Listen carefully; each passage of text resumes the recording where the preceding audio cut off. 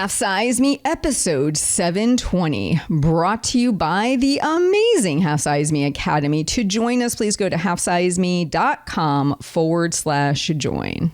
Hello, lovely listeners. Today you are in for a treat. I am interviewing Kelly, and she is one of our lovely maintainers in the Half Size Me Academy.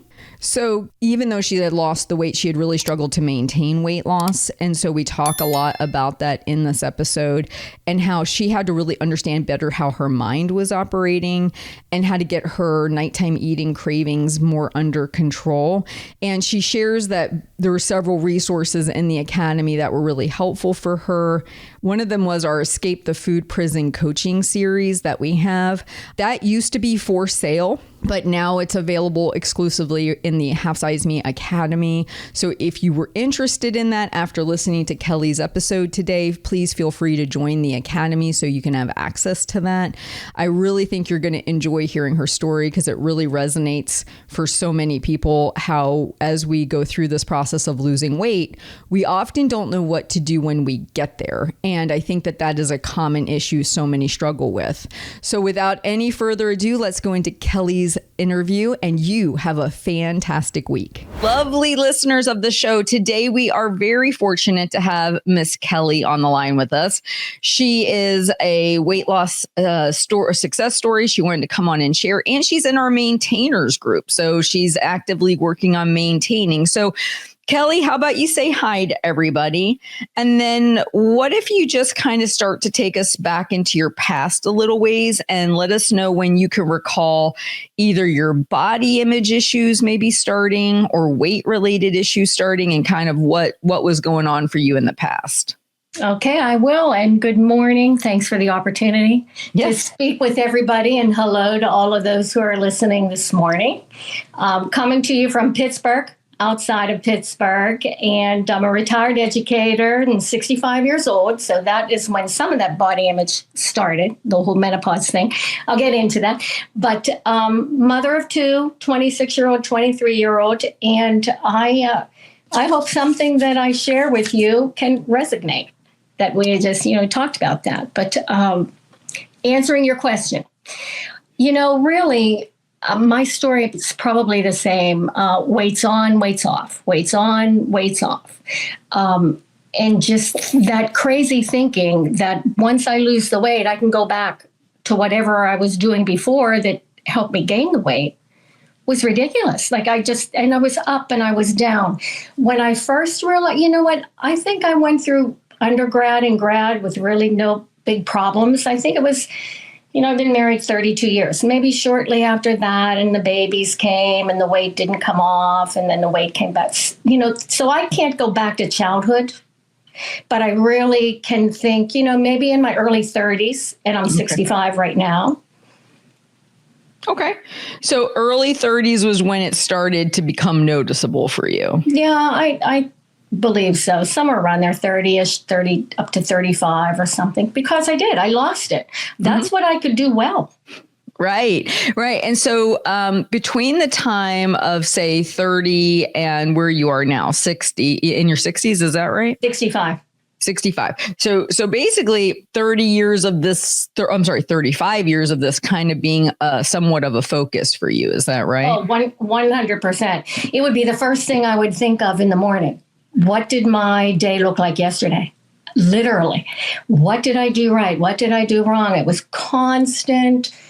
You've educated us with lower brain chatter, but I constantly had these mental thoughts. Yeah. Either I did it right or I did it wrong. It was always there. The big deal was menopause. So when I find myself with, all that lovely time of menopause that we women go through, and the weight's coming on, and it's just life, a surgery, menopause, here comes the weight. I got to a point really where I thought, I don't know if I can do this again. I do not know if I can lose this weight again. Really down and out. And that, go ahead. No, that actually spurs my first question as I'm listening to that, because you said, I don't know if I could do it again. So would you say between the time you were in your early 30s and the time menopause started, that you had various times lost weight and then regained it? And that was what you were referring to when you said, I don't know if I can do this again? Correct. Because I can go back to when I needed a garment. And what I had hanging was too tight. And I know what that occasion was. I had to go out and buy something for that. I can literally go back in time and think, I remember when I did this, and I remember when I did that. And I am a big tracker. I have it all written down. I can go look. It's crazy. I show my kids and they think, how could you have all those notebooks? I do. I was aware of it, but I didn't have the correct mindset to not go through over and over, lose gain, and make it permanent. I didn't have that in that time period. Well, and it was probably because nobody was really, I could be wrong, but based on the fact you're 65 and there was a 30-year span of you doing this, I would venture to say, just like often menopause is not really discussed amongst women and what to expect and all that, I would say nobody really talks about, okay, yes, you've lost weight, but this is what you do to maintain that loss. Like, this is what that whole maintenance part of this looks like, right? And would you say, kind of reflecting back on your past, was it more just a lack of knowledge that this was a phase that you needed to know? Because it sounds like you're really good at just dialing in to lose the weight for the event. And then I'm assuming it came back on, correct? Oh, correct. And 100%. And I had that awareness that I don't know what to do next. I have it off, but I don't know what to do next. And I am really good when I know what to do. Give me some rules, give me parameters. I'll set some boundaries and I'll follow through. But truthfully, I did not know how to keep it off. Mm-hmm. Right. And there's two things to this, right? So you say, okay, I'm really good at following rules. Tell me what to do. That's one aspect of it. But the other aspect is also kind of dealing with the mental side of it, like kind of settling into, okay, I do need to keep up with this kind of for the rest of my life, and that acceptance piece. And because I think there's a certain level of like excitement once you get the weight off for a lot of people, because they do want to kind of go back to their old way of being, right? They think that now that I've achieved the goal, like check mark, mission complete. Right. Now I just get to go back. And that's why I tell people all the time, this is not a project kind of goal. This is a process kind of goal. Project meaning I'm going to get my 4-year degree. Boom, it's hanging up on the wall. Project done, right? Doesn't mean you're going to stop learning, but you got the degree, right? This is like process. Like, you live in a house, you drive a car. You can't never do house maintenance and car maintenance and think that those things are going to stay structurally sound. You're constantly having to check, the air conditioner, the heater, make sure your appliances are okay. The car needs an oil change, a tune up, tire rotations. Like, we accept if we're going to own these things, right? We have to keep up. And I think that's one of the inherent issues with weight loss. It's seen as a project, not a process. What are your thoughts on that? Well, I agree with that, because that is how I operated. And yet, though, I had a true understanding of there has to be something after this loss. And it's in my head that I have to change. So I have finally, and at 65, how did it take me so long? Go back 3 years. And that's when it really started. I really started to accept, this is a ride you never get off of. Maintenance continues. I'm not going to reach an end point. Do the work, do it every day if I want to sustain a weight loss. And that I can sit here today and speak to your listeners and to you saying, that's the biggest change I've had. I'm not going back. I'm not doing that on again, off again. It's not good for me. It's not healthy. I understand that it's important to keep that 7 days a week going for the rest of my life. But that took me until 63 years of age to get that. And I still get a little worried that I might wake up one morning and forget it. I just told you I get it, but oh my goodness, because I really say forget you.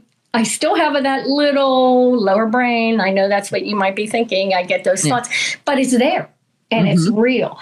But truthfully, that is the biggest change I can say right now, this morning. I think differently. That's awesome. Yeah. And let me go back to the whole menopause thing for a second, because this is where I think this is kind of interesting in your story. Is you had this time period from 30 till whenever the beginnings of menopause happened. You have gone through various cycles of this. I'm going to lose weight for this event, and then I gain it back. And then you have this thought pop in around menopause where you're like, I don't know if I can do this again. Like you're having that thought, but yet you did, right? And so what I kind of want to go back to in there is we hear from a lot of times women, there's kind of two issues. One is I'm too old. Like, what's the point? Why am I doing this? And two is, well, I'm going through this, season of change and it feels like everything is so much more difficult. So how in that did you pull it together and do it again? Because obviously we're having this conversation. So you did, right? Yeah. And when I think, how did I? I'm not really sure. When I really have to think of explaining that, and when I say the images around mid-30s and then menopause, whenever that happened, I don't know, mid-50s, there's a lot of time in there. Fatigue had a lot to do with it. I am so tired of different sizes of clothes. I am so tired of almost coming to tears when anybody would bring up weight or talk about issues. I don't want to talk about it. I feel like I have failed once again. The weight's back on. I didn't want to have conversations about it. I'm the oldest of 7. There's some really, I have siblings that don't have to ever think about what they eat. That was never me, but I did not want to engage in anything having to do with weight loss because I thought I've done this 6, 7, 8 times. But, I just pulled I don't know. I just said, I have to do it. I do not want to, whatever your number is. My number was 187 pounds, and I did not want to wake up with 187 pounds on my frame anymore. I was just done with it. And so I was searching, and at that time, I forget the weight loss that was hitting the Pittsburgh area then. Okay, I went to that. I paid. You were eating protein packets, isolate protein. I even forget the name of it, but it was expensive. And I thought, I don't care. I just want this off. But see, I was disconnected. It wasn't about habits, wasn't about mindset. It was about purchase this, your weight will come off. Yeah, it came off.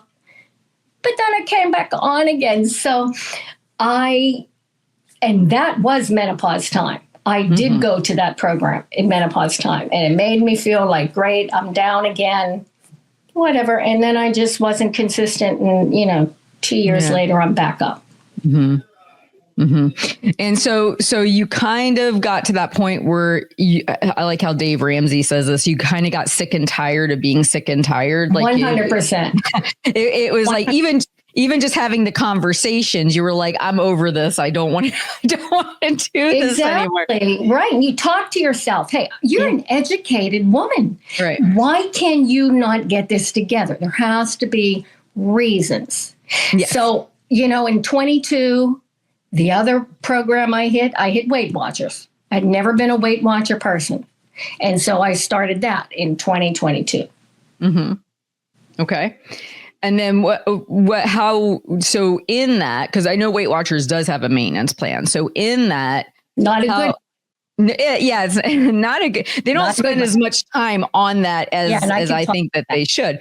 But I will say that out of probably all of them, it's the only one that actually does seemingly have that. Like, as far as that goes, is that one of the things that drew you to it, or do you not recall? It didn't draw me to Weight Watchers. What drew me to Weight Watchers was the fact that, it is recommended. There are lots of bonuses and pluses to that program. I thought, I'll try that. I will learn a healthy way of eating. And so I went into that program with expectations. They operate with a calorie deficit. That's how they make their money. I knew I would lose it, but I was hoping for more. So with Weight Watchers, I worked the program and it worked for me. That's how I dropped the weight. Okay. And I was invested in the points, and I knew the points front and back and center. I mean, it was, you track, and I've always been a tracker, no matter what. I've always written things down, weight on and weight off. But I worked that, and it took me 14 months to lose it, and I lost it. And so now I'm thinking again, all right, what's next?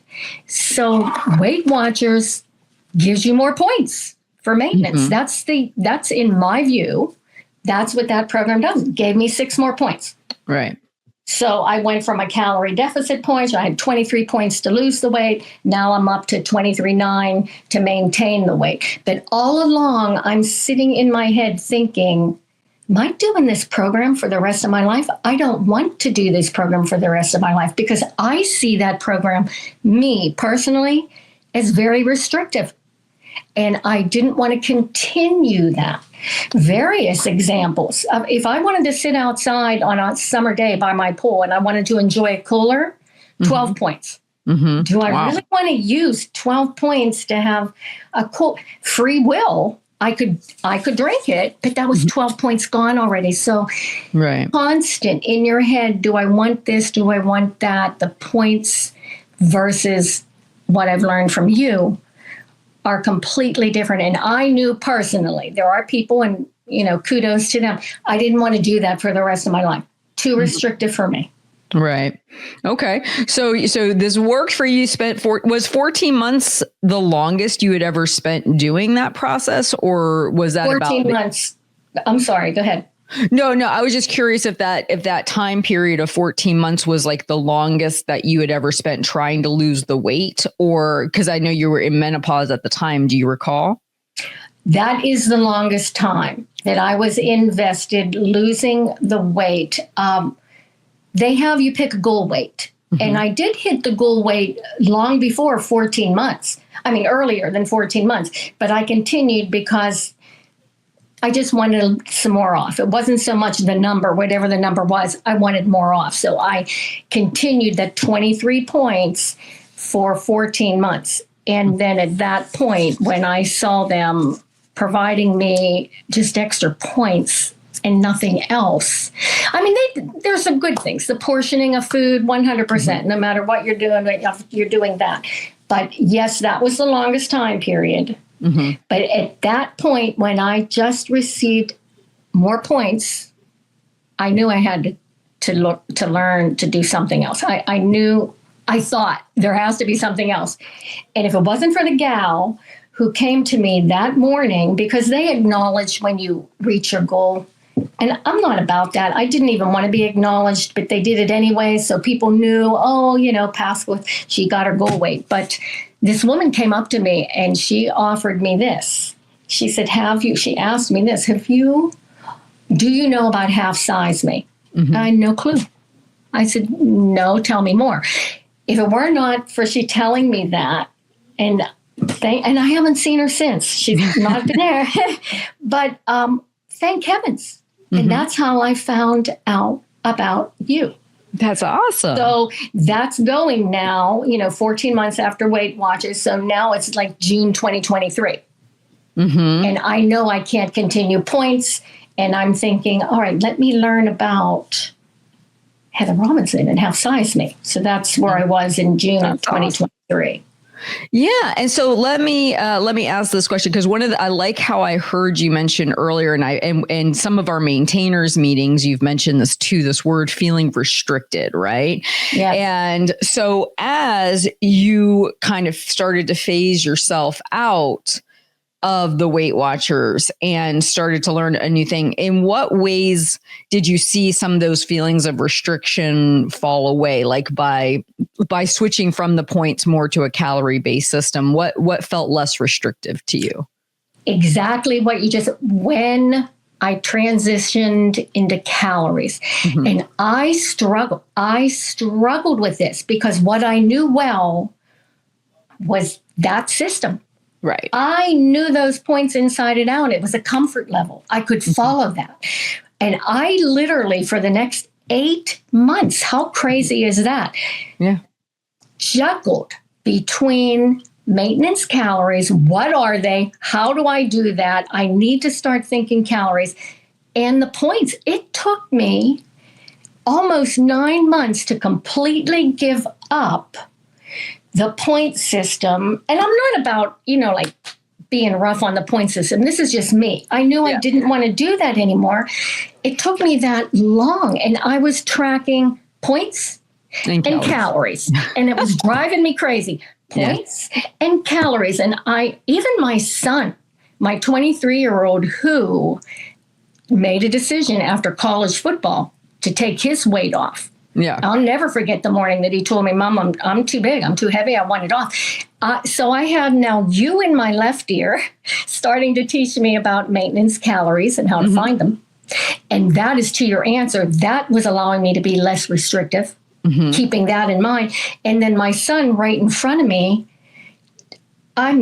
track all his calories and his protein and weighing his food. So I had this role model right here. It's my own kid doing some things, telling me get away from points.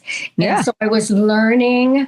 And you, though, even had something out there I listened to. A caller must have come on and she was doing the points. And you did give helpful suggestions on how to get into maintenance with those points and do some, and I have notes on that, but that was helpful for me for a while. But I reached a point where this is too much. Pick one or the other. Yeah. When you ask about restrictiveness and all of that, oh my goodness. As another example, when I started to feel less restrictive, there was another podcast and the speaking, and I'm a big skipper of dinner. And I've mentioned this to you. And one piece of advice was, hey, go out, get something in your freezer, buy some frozen meals. Don't skip. And so I'm talking to myself. Don't skip the meals, Kelly. Get something in the freezer. Meanwhile, I make great meals for the rest of the family, but I don't eat that. I don't like that. I don't like half the stuff I make. I'm not eating turkey, pork. I just hate it all. But points, I would never do that. Right. That was between 9 and 15 points, or absolutely not. I would be using so many points. Ridiculous. That was too restrictive. Go ahead, eat that, whatever it is you just picked up, and it's 350 calories. Log it in.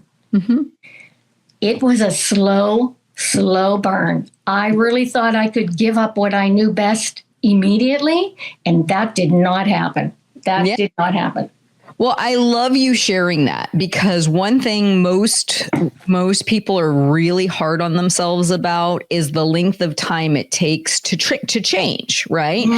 And what I hear in this is you've had to give yourself a lot of grace over the time to say, okay, maybe it's going to take me 14 months to lose this weight in menopause, but it's 14 months, right? And then it took me 9 months to or 8 months to convert over from points to calories. But now you're here. And here's the thing. We get so caught up in the time, but the time goes, right? Yes, true. We can't stop it. It's happening anyway. And so as opposed to just having another 20 or 30 years of doing the same old, it maybe has taken you months to do certain things, and maybe longer than what your mind would tell you should be happening, but you did it anyway. See, and I think that's the thing. So many people get caught up with that mind chatter that says, oh, this is going to take too long. Don't even bother. And they're still stuck in the same place. And sometimes we just have to embrace it and say, yeah, maybe it'll take me a year. Maybe it'll take me 2 years. But that time is going to pass. Like you started this with Weight Watchers back in 2022. We're now in 2025. That 3 years is gone, right? And look, in that 3 years, what's happened for you? How much weight did you lose?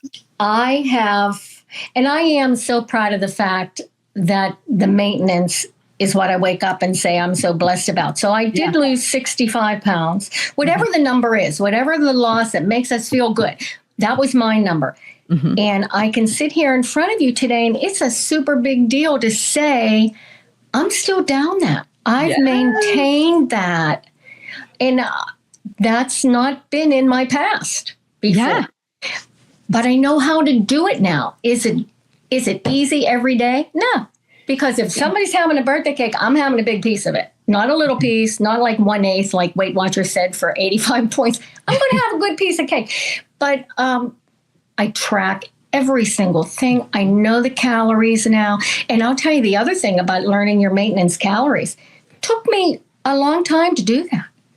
I would check online calculators and I would check it again. And then I would do one more time and say, hey, Ryan, get in here, do this for me. Because one would give me a number, give me a number. Average.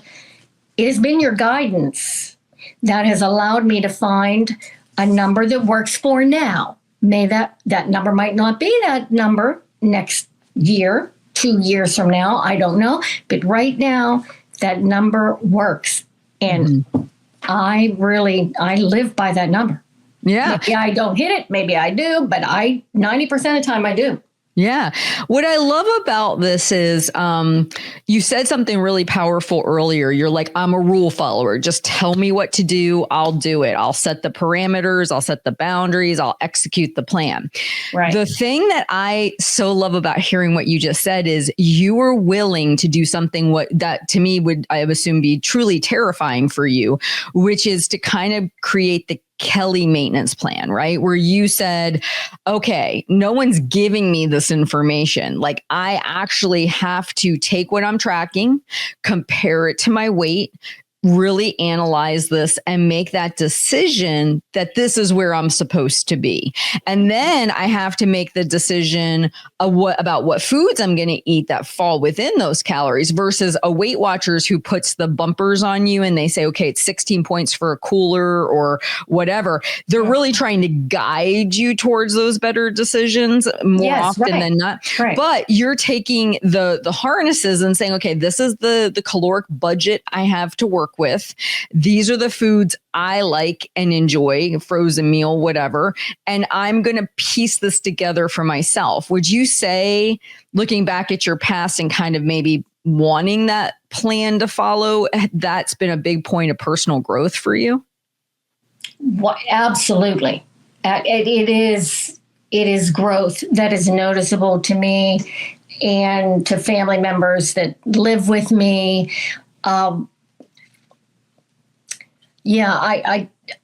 I do best with knowing what's ahead of me. Now, it's not without its struggles. I don't want to put out there that everything is sunny and bright, and I still struggle. And we can talk about some of those behaviors, but at least I know what I know now. And that was personal growth for me. 100%. And that's the important thing I just want to hit on. So how long would you say you've been actively maintaining your weight? Yes, actively is 2 years. I have June of 23 to now June of 25. That was not all maintenance calories, though. So you go like I have 9 months in there doing points. And then I have like 2 or 3 more doing both points and driving myself crazy. Too much points and maintenance calories. I have been strictly living with my maintenance calories for about 11 months now. Okay. So really, out of all that time, I have not really been, it's not a whole long, it's less than a year with maintenance calories, but I've transitioned to what I could not give up. Yeah. That was so hard for me to get rid of something I was successful with. Yeah. I knew, and to go, but it just was, the free will was in that program, but I restricted myself. Yeah. This allows me more freedom. And if I don't know, with it comes some friction too, though. There's things that I don't know how many calories I just had with, if I go out somewhere, I really don't know. It could be on the menu, but if I don't know, here's what I did. I have a small portion of it and I kind of say, whatever. Like I don't know what that points, it doesn't bother me. What, not points, but the calories. So I will then try to shift some things during the day if I don't have a good calorie take on a meal. Yeah. But what's more important for me is to have that meal and don't skip it. That's what gets me in trouble. Yes. Big Well, time. I just want to really point this out. Most people that feel like they're the rule follower, that they, just give me a plan, I'll execute the plan. Everything you just said would feel slightly terrifying, because what you did is you figured out how many calories you needed via your own biofeedback. You took the time to do that, even though I know you held on to the other for a while because you had to let that transition happen. But then once you establish those calories, now you've even taken it a step further to say, okay, maybe I don't know how many calories are in this thing. And for somebody who likes that super structure and those things to hold on to, that's one of another reason most people don't see success, because they come up against a restaurant meal or a casserole that their family member made, and they're like, I don't know what's in this, and so I'm just not going to track it. And you're like, hey, I'll just take a small portion, I'll do my best. But that resilient mindset that says, I'm scared, I don't know, this isn't going to be perfect, but I'm going to do it anyway. That is huge. Yeah, thank you for that. Because I'm not feeling bad. I'm not feeling bad anymore. I'm having fun. I'm going to do enjoy the people, pleasant times, pleasant food, enjoy what's around you. But I am absolutely cognizant that I'm not having a massive portion of it. There's things that I will not let go. Mm-hmm. But my choices sometimes are very different. I'll allow myself some things. Yeah. But here's my notebook. I before I knew about paper pencil journaling, I was putting it in a notebook. So that was not a hard transition whatsoever, because that's what gives me comfort. I'll write it down. Mm-hmm. I start my journaling with a reflection on yesterday. Mm-hmm. And I will absolutely write it in there. Hey, I was better with impulse eating today. Hey, I ate dinner today, to remind myself in the next 24 hours what I did or what I didn't do. That's in there too. 100%. That's in there too. No, that's perfect. And the thing that's the most important, and I think, again, our minds play tricks on us because of that whole project process type goal. We feel like just doing something or doing maybe 70% instead of 100% is not okay. But I always tell people, you're going to eat probably 3 meals a day till the day you die. Yeah. This isn't something you're checking out of. And so it's better to get a 70% today and maybe get a 90 tomorrow than to take a 0 today, because that really drops your average. And that's what I think a lot of times where that stopping and starting process really kind of works against us, because you never get to have a day where you go, I'm just not going to eat today. I'm just going to like, food is always present and you're always having to make decisions. So better to do this process at a lower, being exact, than for it to be a 0 for the day. Yeah, 100%. Like, my range is my range for maintenance. Mm-hmm. Maybe my day was on my lower range, and maybe I'm in my middle. I've never gone to the high range or never over it. I would get, like crazy if I did that. But I just put it down there. I just own it. Mm-hmm. You know it anyway. You know what you did during the day. It helps me to read over knowing this is what you did yesterday. And I get it. And those habits, oh my word, they're never going away. I'm just learning to manage them. But I'm here to say I am working so hard. Let me just go back real quick. When I had that transition, in 2024, so go back a year, and even after that woman told me about you, and I'm still playing around with the points, but now when I'm invested and I know I can give up the points, and I found you on YouTube, and you provide all of that. It's there. And you started educating me, and it took months, and I wrote things down. Mm-hmm. And, you can write things down, but implementing things are a whole different story, right? So you write them down and you read it, and I think I watched everything 2 or 3 times. Oh, wow. Still maybe doing points. Truthfully, I'm like listening to you. Here's you in this ear and here's the other. But when I made the jump, I had some of the foundation, but when I went into the academy, I was able to take true advantage and benefit from what you have put together to give to others. Mm-hmm. I can speak personally to escape the food prison. That is one of the big reasons I, left the whole YouTube thing, because I knew I needed more. Sure. And that is fabulous. If someone has not, that's my opinion, but if someone has not had the chance to get in there and look at that, I think I've listened to that 2 or 3, 2 for sure. Yeah. But, my foundational skills, terrible, not every day, but they're bad. And I know they are, and I'm working on you really go into so much. Maybe I do graze because my foundation's not strong. You really teach so much in that course. I love that course. Well, I love that. And what I also want to kind of talk about really quickly, because I think so many people, again, they beat themselves up for this phase that we go through. You said, you might have had to listen to those YouTube videos 2 or 3 times, right? Took notes, really, we're trying to process kind of everything you were hearing. And I, as a former educator, and I know you were in the educational system, I remember them saying, like, if we had a student, they would need to hear something probably 30 times. 100%.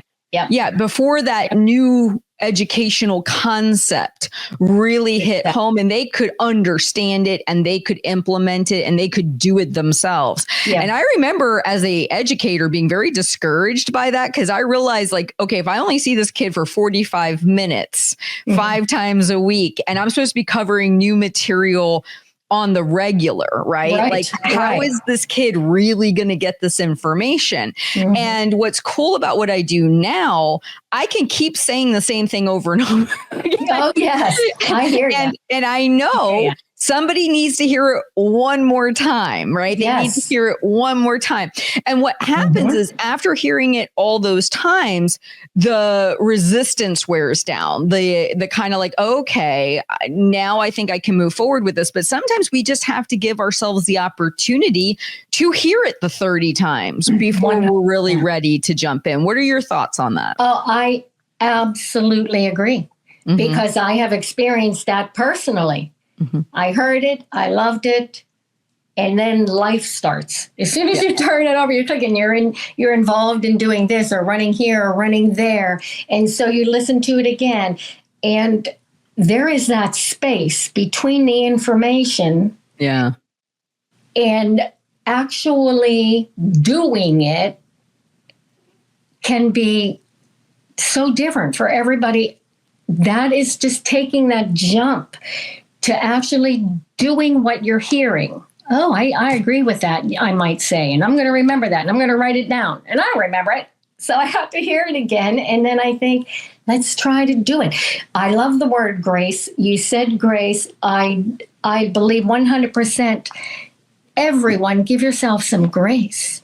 We are so many things to so many people. Let's be important for us, front and center. But I did give myself grace, because I thought this time is the last time. You're not ever really sure when it's going to be the last time. It's the last time for this. That was my last time. I'm not feeling that bad anymore. Yes. I'm not.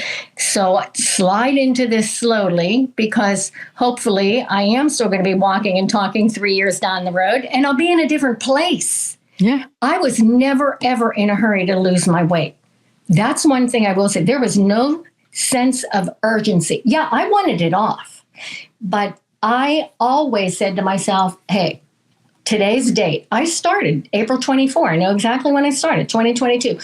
Be in a better place, April 24, 2023.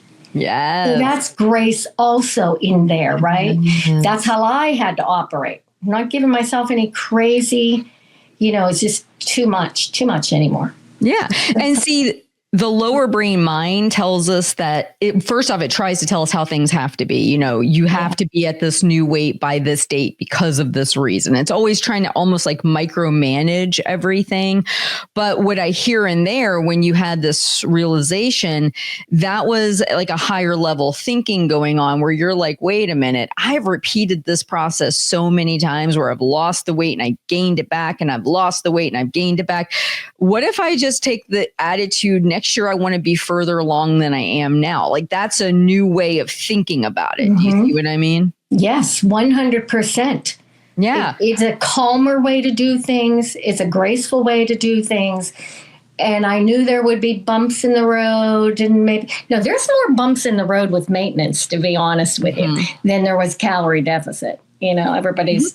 We do that well, just like in education. We test kids really well, but what kind of instruction are we putting in the classroom? So, what we do well and what we should be doing better might be two different things. So I do have bumps in the road with maintenance. I write it down, I own it, and I think it's not going to set me back to where I was, because I'm not going to allow that to happen. There you go. Yeah. And that's often a fear for a lot of new maintainers, right? You're 2 years in. We have people in there that are just starting that process in the maintainers group. But I know that for me was I would wake up in sweats. Like, will I regain the weight? Like, you're in this for a while, a kind of a fear state. And so now what I hear is you realize maybe you've and I think a lot of the times we also think once we hit maintenance, we should have it figured out. Like, we should have these binge eating behaviors or impulsive eating behaviors or grazing behaviors. Like, by that point, in theory, if you've lost the weight, it should all be remedied, right? It's like a misconception. But I actually tell people all the time, that's one of the things I love about the maintenance group. People share things, flaws, everything, because it's not like that. It's like, no, we're still kind of struggling with the same things. We just have gotten enough of the low hanging fruit branches cleaned up that we've been able to lose the weight, and we definitely have made progress. But none of us, I would think, are quote unquote perfect at this. And I don't think we ever should aspire to be quite honest. Yes, absolutely. I mean, not by a long shot not by a long shot do I have everything figured out, that I won't have to worry about it again.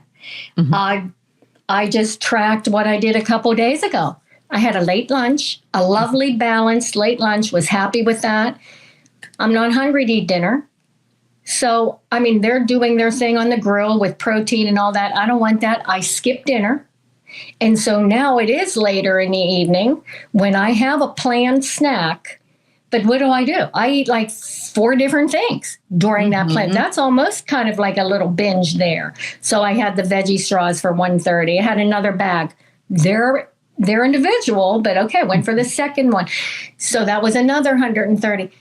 But the awareness of that. Yes. And I say to myself, look what you did, Kelly. You skipped, don't you know by now, don't skip that third meal. It will lead you into junking and adding some extra calories. I like and that. I know it, but I still do it. So please, anybody listening, maintenance is this 24/7 work that I do with myself, because it's not like a light switch.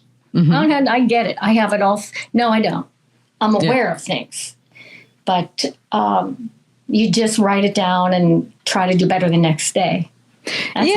No, 100% perfectly said. And I think the more that we can demystify that for people who are actually in the journey, some people might say, oh, well, that makes it a deterrent from wanting to even lose the weight. But I will say, I don't know about you, but not carrying 150 extra pounds on my body on the regular has created a life for me that allows me to do and go and be anything I want to be. Like, I don't ever have to consider my weight before I go get on an airplane or before I go play a game with my kids, or I can do whatever I want to do at the gym. I don't worry about that kind of stuff. And so I feel like the amount of effort, it's like, yes, you don't have to take your car to get an oil change or tune up or rotate the tires. But when it breaks down the side of the road eventually, right? Then it's a problem you got to deal with. And it's probably going to be a much more costly problem than had you had the oil change, the tune up, and the tire rotations. And that's kind of how I look at it. Like, okay, anything I want to use on the regular, I got to invest some time and money into.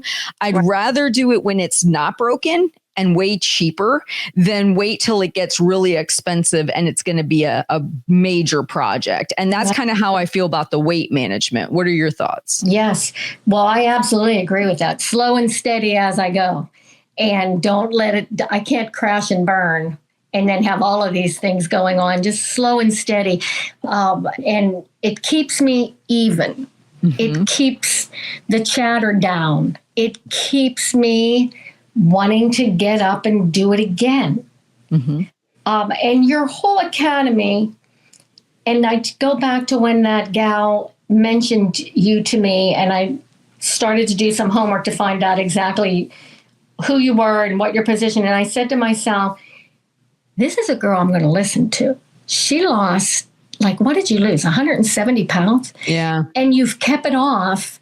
So I say this to myself, she lost 170 pounds. And more importantly to me, not to minimize that, you've kept it off for 11, 12 years. I said to myself that day, I'm going to listen to her. I'm going to listen to. So your experience, just your presence, is what pushed me also to replicate it on my end. If she can do it, I can do it, sort of thing. How did she do it? She's going to teach me how to do it. But I know now this is something that I cannot stop and start.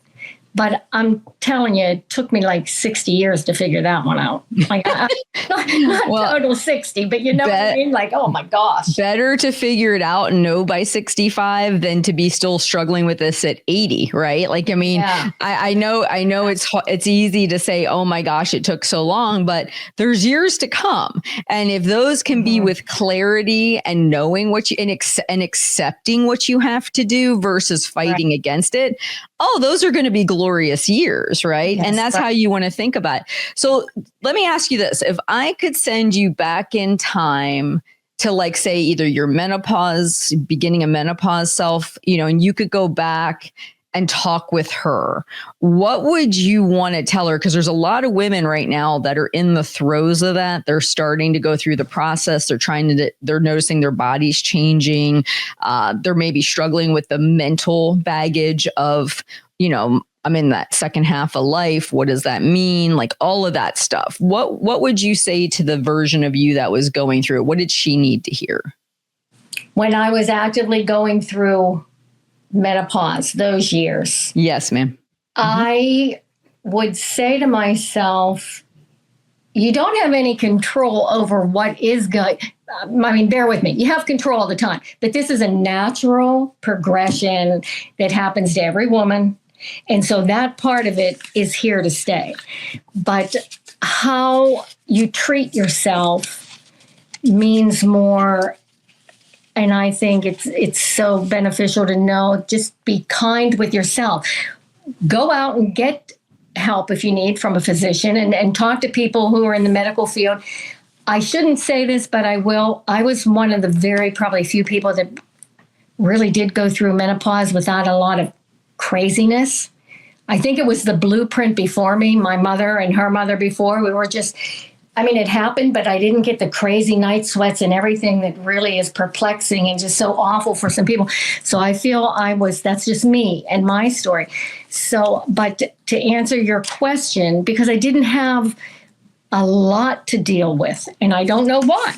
It's just my body chemistry. I knew what was going on, but I didn't have severe changes. I just knew menopause was natural. That's what happens when you turn a certain age, and just stick with it and treat yourself kindly. I know that sounds simple, and I don't mean to be simple when I give any advice, because I really don't want to give advice, but to talk to me, it was just, I really would say that hit you head on and you really didn't see it coming, but you did okay through it. That's what I would say to me right now. Yes. Okay through it. Yes. You put the weight on and that was aggravating, but oh, well, you took it off. Yeah. And I think in that moment, whether you have a lot of symptoms or not, there is that realization that something in your life feels out of your control. Like your body is doing this thing and it didn't knock on the door and say, hey, is this a good time? Yeah, right. Exactly. It just did its thing. And you're kind of along for that ride, that roller coaster ride of what is happening. And for a lot of women, it's mentally discouraging. I mean, even if they have no symptoms or they have a lot of symptoms, they feel kind of like, oh crap, this thing's happening. And how do I deal with it? And what does that mean about me? And, kind of bigger questions that they're pondering and things. Yeah. And then on top of it, this one thing they've been battling, maybe for like you, the last, 20 years now feels like, oh no, I'm never going to get this, because if I couldn't get it when I was in my 30s and 40s and before all this started to change, how do I think it's going to happen now when I hear all these horror stories out there about weight gain and menopause and, how you're never going to lose the weight. And it gets to be like this negative, like spiral that just sucks you down, But what I hear from you is if you could go back, hey, be kind to yourself. Think of, getting help from the doctor if you need it. Be compassionate with how you go about doing this. But I think what I hear from you, it's possible. It might take a little longer, but it's possible to do even with all that going on. And I took the weight off and I did gain weight and I was truly aggravated. Like everybody gets aggravated. Like, what am I doing wrong? And it's coming on and it's coming on. You know what you do wrong. But if you really think you're doing things pretty well and you're still getting weight because of menopause, it's very discouraging. And I was to the point where don't talk to me, I'm going to start crying. Like I do remember that. But it comes off with the right steps ahead. And the knowledge for you to follow through with. Yeah. It was me. That was me. I was able to take it off. But look how I did. I went into a program. I paid for that, blah, blah, blah. I put it back on afterwards. But that wasn't menopause. That was behaviors. Yes. So you have to own why you're putting it on. Yep. Yeah. It's menopause. But what else are you doing? Are you skipping your meals and eating out of a bag that's not like, let's figure out what else you're doing. It's not, it wasn't all menopause for me. Okay. So yes, but not all of it. Right. Everything was what I chose to do. No, I love that message because one, it's super empowering, right? Like, yes, it maybe things are changing. Maybe weight distribution is shifting. Maybe there are some things going on. But to your point, you said, let me be really honest here and say, yeah, I did sign up for that program. Yeah, I did lose weight. But then I can see where some of my habits and behaviors weren't on point with where they needed to be, especially now upon reflection, right? Like in the moment, you might not see it, but now you can. And what that does, it gives a lot of hope to people to say, all right, if she can do it and she was going through it and it worked for her to lose the weight. It's not like once I get to this phase of life, all's lost and I'm just, going to be this way forever. And I'm never going to have anything that I can, no hope for me to hold on to. Right. Absolutely. Absolutely always hope. Yes. Always hope. Love that. So let me ask you this. People are going to probably hear this and they're going to say, hey, I'd love to ask her a question, connect with her. And I often like for people to, do whatever's comfortable for them. So what I wanted to see from you, Kelly, is do you want people to reach out to you directly, either via Facebook page, social media, or email, or would you rather them send anything that they want to send you through me and I can forward it on to you? I will absolutely, yes. I am very receptive to that, but the format best, because I'm not a real social media. I don't look into, I will miss it if it's on Facebook. I will, that kind of thing. I will see it via you because I'm always on Mighty and I'm looking around and I will see that. And I'm very receptive. And you and I know, because I said to you, well, thanks for this invitation to talk, but I'm not really sure I'm that interesting. But we talked about if one person hears it, and I know that is powerful, and I know that to be true. And so I absolutely will be receptive to that. I'll definitely be happy to do that. If I see it, I'm not the best up on anything, but that I think is the better way of doing it through. And if they're in the academy, you're okay with them messaging you directly. Is that right? Yes, okay. Absolutely. Oh, that's true. If they're not in the academy, though, would it be through the Facebook?